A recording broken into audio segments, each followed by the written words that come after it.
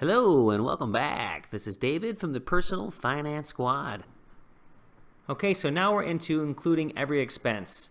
In the section above, in section 1, we went through jotting down the list of items that generally occur in most budgets for adults.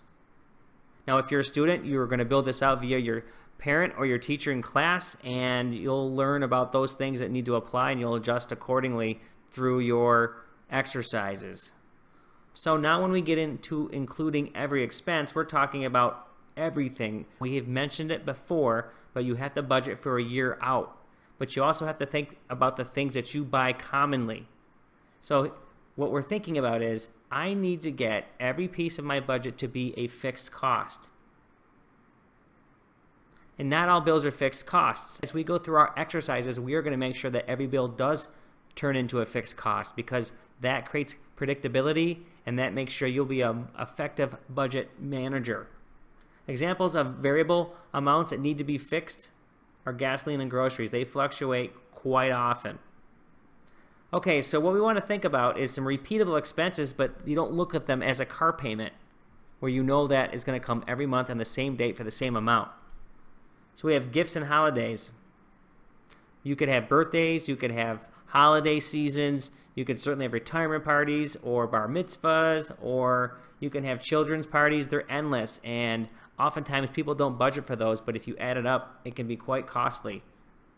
Vitamins and supplements, maybe you have pills that you take for 90 days, and every 3 months you need to reload on those. Charities could be every few months as an example, or twice a year. Magazine subscriptions are typically at least a year. Annual fee on a credit card.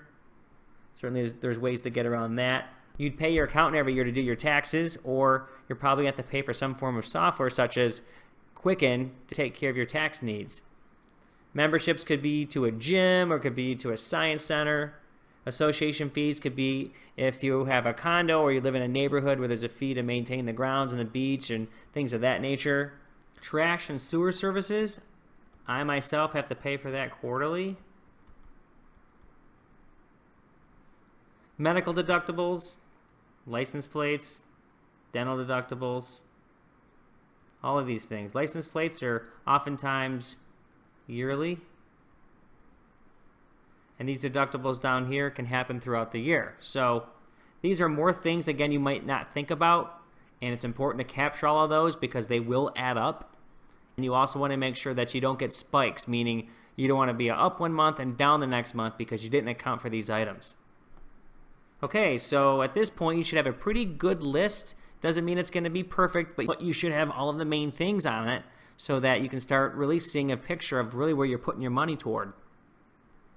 Okay, so we're going to get into 1.2 supplemental budget items, and these periodic expenses that we're talking about and the ones we need to make from variable to fixed are what's going to go and capture in this section here.